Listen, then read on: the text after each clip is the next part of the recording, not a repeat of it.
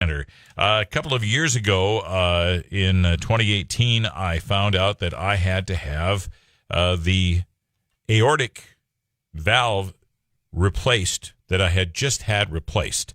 I haven't talked about this too much on the air, but in 2017, I was diagnosed with I'd had it all my life. I was born with a defective aortic valve. You're supposed to have 3 pieces to it, and I only had 2.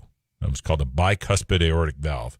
So they had to replace it, and the first one didn't go well, so I had to have it done over. And when they had to do it over again in 2018, I had to go to the Mayo Clinic for it because it was an involved surgery. They had to take out all the work that was done and put. So I was a little nervous and stuff like that. So my wife and I are driving down to the Mayo Clinic in Rochester, Minnesota, and I pulled over to get gas, and my phone rings. And who's on the phone but Prakash Matthew from North Dakota State University? He'd called up out of the blue just to wish me the very best. He said a lot of nice words and a little prayer and wished me the very best going down to the Mayo Clinic to have this surgery. Hey, believe me, I took that into the operating room with me down. I told that story to a couple of people, and even when I was in the operating room right before they put me out, I said, "Go Bison."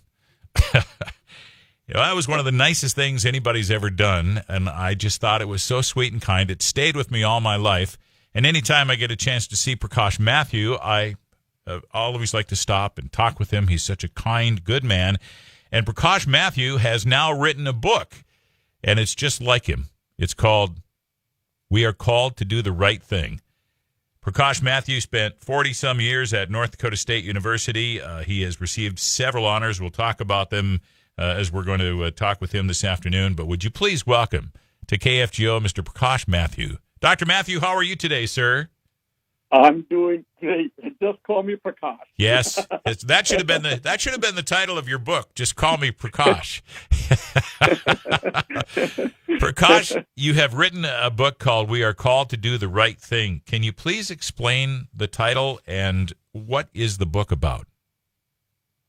Yes. The book is all about several things there. There is a principle called the 80-20 principle, which I can briefly explain what that is all about. That was the reason that the students put the pressure on me, because I've been sharing that principle for about 20-some years. And so they put the pressure on me, and the former staff started putting the pressure on me to write this book about that. So when the book all came about, and I wasn't going to write a book because I'm not a writer. I would rather speak than write.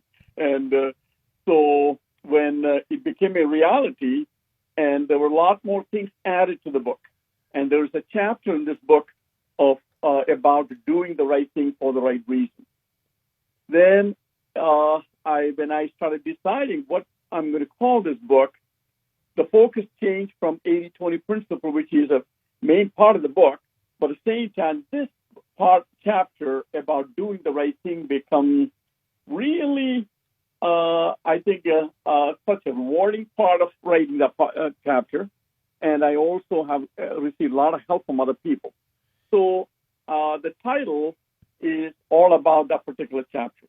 And the inspiration for that title came from a scripture verse from the Bible. It is Micah chapter 6:8. He says, "What does the Lord require of you but to do justly and to love kindness and mercy and walk humbly with your God?" Very good. I even get emotional when I talk about it. So Right. there's a story about that one, but I'm not going to talk about it because I will cry when I talk about a story about how this came about. We went through a process to come up with the title, but I will simply say that inspiration for that came from that Bible verse. We are called to do that. Yeah. So can you be more specific? Prakash Matthew is joining us. Prakash Matthew is, longtime director with students and staff at North Dakota State University. And what he's talking about is his students, staff, others have pushed him to write this book is because and you correct me if I'm wrong, Prakash, but you would go do a presentation and you would speak at an event, and afterwards everybody would come up and go, "You got to write a book." Isn't that kind of how this got going? That's exactly what happened. Yeah. What is the 80-20 principle, Prakash? Exactly what is that? Well, 80-20 principle, I think that about 2 decades ago, or maybe beyond more than 2 decades ago, I think I developed this principle called 80-20 principle. It is all about to know if you are the right fit for an organization where you're working.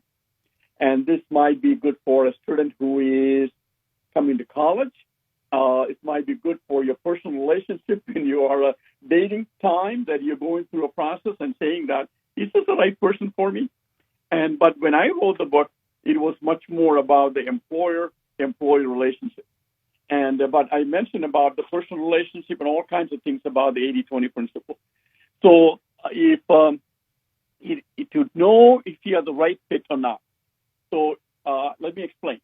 When a person's personal values conflict with the institutional or organizational values more than 20% of the time, I will say that you are in a discomfort or a void zone. In other words, you go home stressed out about the decisions that are made in the organization. Sometimes it is the conflict, maybe you're not the right place. Sometimes it could be that they are making the decision that you simply don't agree.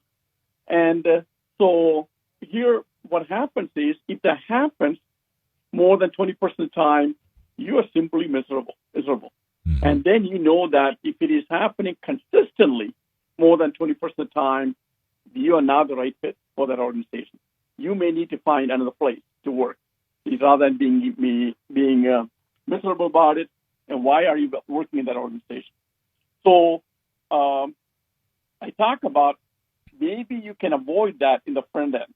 As you're going through a search process, what you need to do is to find out what the organization is all about. And majority of the time, that may be a hard task, because you will not find, I think, all the organizations, including NGSU, if you were to read our values and the principles in terms of our mission statement, vision statement. Most of the organization, if you read that, I think it sounds excellent. How do you know that those principles are practiced in the workplace?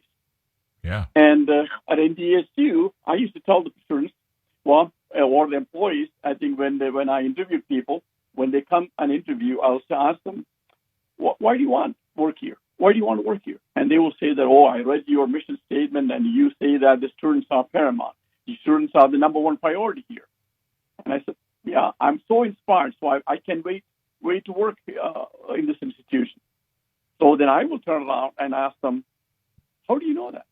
How do you know that if you're really practicing it? So I put them to task. I'll give them an hour during the interview. I'll send them to the student union. And I'll say, go and find about 6 to 8 students and ask them that question. If they are number one priority at this institution. If you think that, if they believe that we are, then you come back and report back to me. Out of the 6 to 8 students that you interviewed, and if they say that they are feeling they are treated as the number one priority of this institution, then we know that we are doing our job right. Then we are practicing what we are preaching. So a lot of times what happens is when you go to the interview, we don't know that is the case. So you want the job, particularly if you're looking for the first job in your life. You want the job so bad, you will say the right thing, and also the employers. You are primarily asking the questions about your skills and knowledge, nothing about the fit at all. And when you started working there, all of a sudden, I'm not sure. This is the place I want to work. And maybe it's not a match. So one of the things I also talk about that is, in order for you to find out in the front end that you're the right fit or not, you need to know your values. Otherwise, how are you going to judge the institution's values? So first of all, I encourage them to encourage them to do is to identify their core values. And so if you do that, then you know that you are in conflict or not with the institutional values, organizational values. Wow. So that is the front end doing, and I can go on and on. And then once once you become part of the institution, let's say that you weren't able to identify that conflict and or decide that, and you wanted the job bad, and you got the job, and you're doing it, and it's not working out. So what do you do? What do you do then? What do you do? So, yeah, I think I will say to them that you're never going to find a 100% match, and you need to then to have a conversation with your supervisor. Are there things that they're doing is in conflict with what they say that they are? But at the same time, if they're not violating their values, they're doing the right thing still, but it is simply a conflict for you, then they may not be able to do much about it. At the same time, they are violating their principles and values, and they said this is who we are, and then practicing something else. Then you have an issue to deal with your supervisor. Yeah. And some people may take a defensive act, and they may I don't know how they will deal with it. But most of the people, I think, if they're willing to listen, you might be able to make an impact in the institution or that particular department and make a difference. And you can be the change agent then. Prakash, in a positive way. Prakash, Matthew is joining us. He's written a new book called "We Are Called to Do the Right Thing," and you're seeing more and more businesses espousing those virtues and talking about how it's important for them to be an ethical business. And so I guess that's one of the things that Prakash is talking about as far as when you get out there is wanting to find a situation like that. Prakash Matthew's many honors include the 96 NDSU Blue Key Doctor of Service Award, NDSU Athletics Bison Impact Award in 2015. He's also recognized several times by the National Association of Student Affairs Administrators, and NDSU Resident Hall, the Matthew Living Learning Center, is also named in his honor. Prakash has had a brilliant career. He's a wonderful man. He's written a new book. It's called "We Are Called to Do the Right Thing," and the book is taken from many lessons he learned and applied those lessons with his values. He's going to be out and about, too, by the way. He's turning into a bit of a celebrity. This Thursday, the book is out now, and you're going to be signing books on Thursday, right, up at NDSU? That's right. That's right. That's right. So from at the Memorial Union, right? That's Memorial Union in front of the bookstore. I will start signing the books, and then about 10:15 or so, I may have to go upstairs to the Senju Theater, and we'll do a brief presentation, and then again start signing the books. As long as there's a line, I'll continue to sign. Okay. That's coming up on Thursday morning, and then write this down. May 22nd, you're going to be at Zambro's from 1 to 3, right? That's right. That's right. Yeah. And then you're having a community event coming up after that. What's that all about?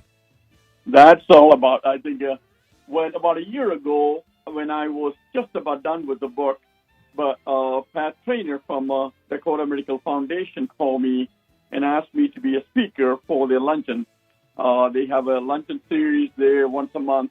And so he took me out for lunch and said, Prakash, I want you to be a speaker, and I want you to talk about a leadership topic. And we were sitting and talking about what type of topic that I will speak on. And at that point, he learned somehow in the conversation we talked about this book I'm about to publish. And so he asked lots of questions about that. Right away, he completely changed the topic and said, Prakash, I already know the topic. I want you to come and talk about this book. This was about a year ago. I didn't even have a title for the book.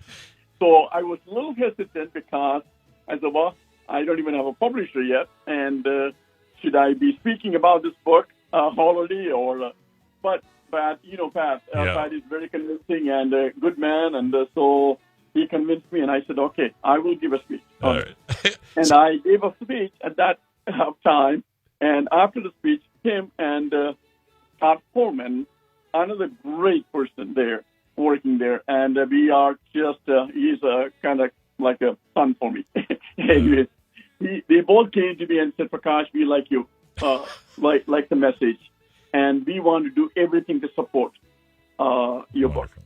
And so they made that commitment. They're still keeping that commitment. They opened the heart for me, and they are doing a great deal for me in this regard. And they're holding an event at their place on June 3rd from 2 to 4. It's a community event, and I will do the book signing there as well as do a presentation.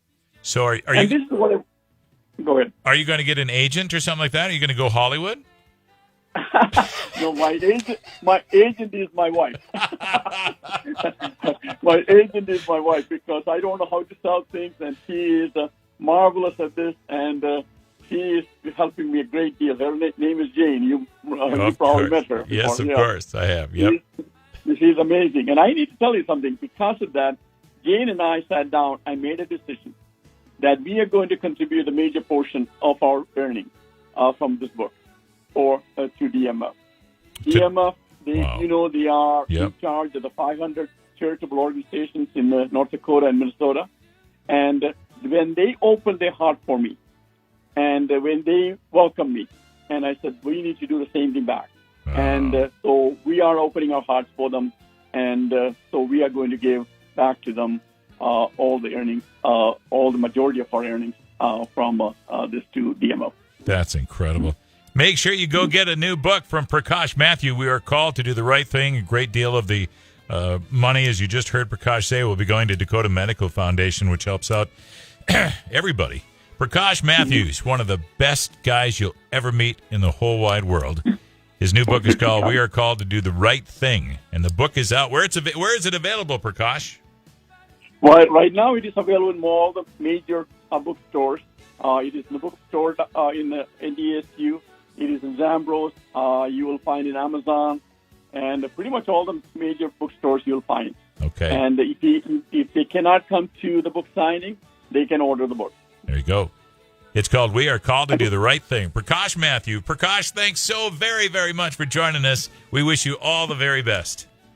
I also need to say one more thing. I think I gave the credit to my publisher. Sure. It is Dr. Suzanne Kelly is the editor of the NDSU Press. NDSU Press is the publisher. Got it. So they can also order the book through the NDSU, Got it. Through NDSU. NDSU Press. Got it. Thank you. Prakash, thanks so very much, and we wish you the very best. And I have to get you to sign my book. I'll be happy to do that. All right, Thank Prakash. Thank you so much. KFGO time is 4:27. You're listening to The Drive on the Mighty 790 and 104.7 KFGO. Hey, are you going to church this Sunday? No, I can't make it. Oh, come. We're going to the lake. That's okay. Atonement Fargo broadcasts all their services online. Even now? I thought that was a pandemic thing. Nope. In fact, I heard they're going to broadcast until Jesus comes back. Really? Where can I find it? You can watch live on atonementfargo.org or anytime on YouTube. Great. I'll check it out. No matter where you are in the world, you can stay connected and worship. Atonement Fargo. Love God, love people. Agriculture is an important part of